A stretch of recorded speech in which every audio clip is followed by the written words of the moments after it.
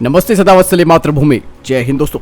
दरअसल दोस्तों, भारत ने चाइना के साथ चल रहे तनाव को देखते हुए पूर्वी लद्दाख में अपने नए हथियारों को तैनात कर दिया है। भारत और चीन के बीच गतिरोध का अब चौथा साल शुरू होने वाला है और भारत जानता है कि आपातकालीन स्थितियां कभी भी हो सकती हैं। इसीलिए इन आपातकालीन स्थितियों से निपटने के लिए भारत ने पूर्वी लद्दाख सेक्टर में पारंपरिक अभियान जो कि चल ही रहे हैं, उनके साथ साथ नए हथियारों और क्षमताओं को भी जोड़ना शुरू कर दिया है।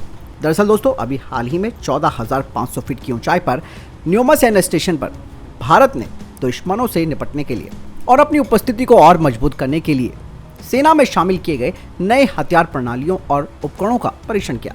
मैं आपको बता दूं कि भारतीय सेना ने अभी हाल ही में भारत में निर्मित धनुष हॉविट्जर को भी शामिल कर दिया है, जिसे बोफोर्स हॉविट्जर की टेक्नोलॉजी ट्रांसफर के आधार पर विकसित किया गया है और इसे और ज़्यादा एडवांस बनाया गया है। और धनुष हॉविट्जर 48 यानी कि 48 किलोमीटर तक लक्ष्यों पर हमला कर सकती है और पिछले साल ही पूर्वी लद्दाख सेक्टर में इसे डिप्लॉय किया गया है। यही इसके अलावा पहले के ऑर्डिनेंस फैक्ट्री के द्वारा बनाई गई 114 बंदूकें भी भारतीय सेना में शामिल होंगी। यही नहीं दोस्तों, भारतीय सेना के एक अधिकारी ने कहा कि लद्दाख सेक्टर के कठिन इलाकों में लगभग 60 से 80 किलोमीटर प्रति घंटे की रफ्तार से चलने वाले मेड इन इंडिया प्लेटफॉर्म्स जो कि सैनिकों को तेज गति से आगे के स्थानों पर ले जा सकते हैं, वो काफी महत्वपूर्ण साबित हो रहे हैं।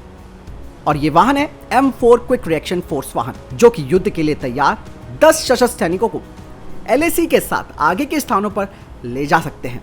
इसके अलावा दोस्तों, भारत को लाइट आर्मर प्रोटेक्टेड व्हीकल्स यानी कि हल्के कवच संरक्षित वाहनों की आवश्यकता तब महसूस हो गई थी जब भारत और चाइना का सैन्य गतिरोध शुरुआती चरणों में पहुंचा था और आमने सामने की स्थिति के दौरान दुश्मन सैनिक यानी कि चीनी सैनिक अग्रिम स्थानों पर जल्दी पहुंचने के लिए अपने इन तेज गति वाले वाहनों का उपयोग कर रहे थे।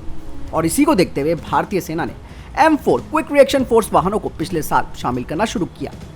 और दोस्तों, कहा यह जा रहा है कि सेना की पूर्वी लद्दाख सेक्टर के आगे के इलाकों में अधिक संख्या में ऐसे वाहनों को और शामिल किए जाने की योजना है।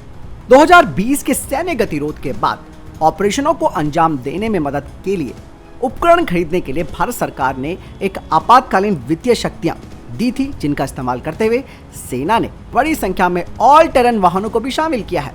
एक बार में 4 से 6 सैनिकों को ले जाने की क्षमता वाले इन वाहनों का इस्तेमाल वहां सैनिकों को बनाए रखने के लिए अग्रिम चौकियों पर सामान तथा उपकरण ले जाने के लिए किया जा रहा है।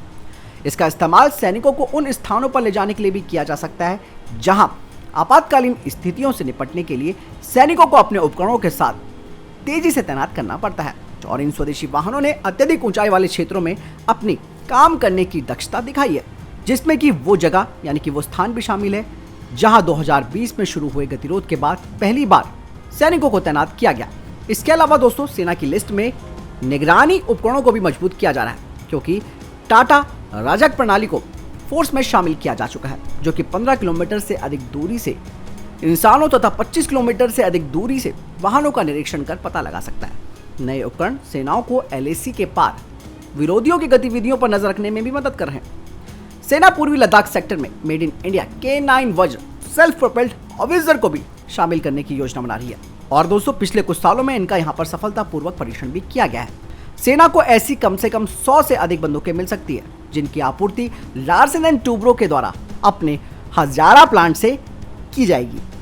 यही नहीं दोस्तों, दुश्मनों के टैंकों और बख्तरबंद वाहनों से निपटने के लिए सैनिकों को लैस करने के लिए भारतीय सेना ने पूर्वी लद्दाख सेक्टर में स्पाइक एंटी टैंक गाइडेड मिसाइलें भी तैनात की हैं। और यही वजह है कि दोस्तों, जो भारत सरकार ने आपातकालीन शक्तियां तीनों ही सेनाओं को दी थी, उससे सबसे बड़ा फायदा धीरे धीरे मिलना शुरू हो चुका है और भविष्य में आप देखेंगे कि मेड इन इंडिया रूट से और भी कई प्रणालियां तीनों सेनाओं में शामिल होंगी।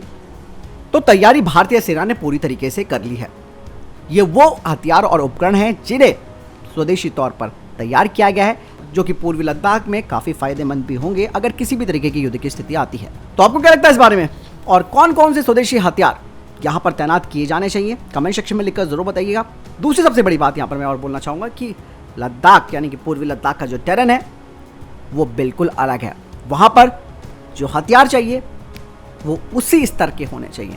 ऐसे में आपके दिमाग में और कौन सा हथियार आ रहा है, मुझे कमेंट सेक्शन में लिखकर जरूर बताइए, जिससे कि उच्च ऊंचाई वाले क्षेत्रों जैसे कि पूर्वी लद्दाख में ऑपरेट किया जा सकता है। कमेंट सेक्शन में जरूर जवाब दीजिएगा। मैं दोनों वीडियो के साथ जय हिंद, वंदे मातरम।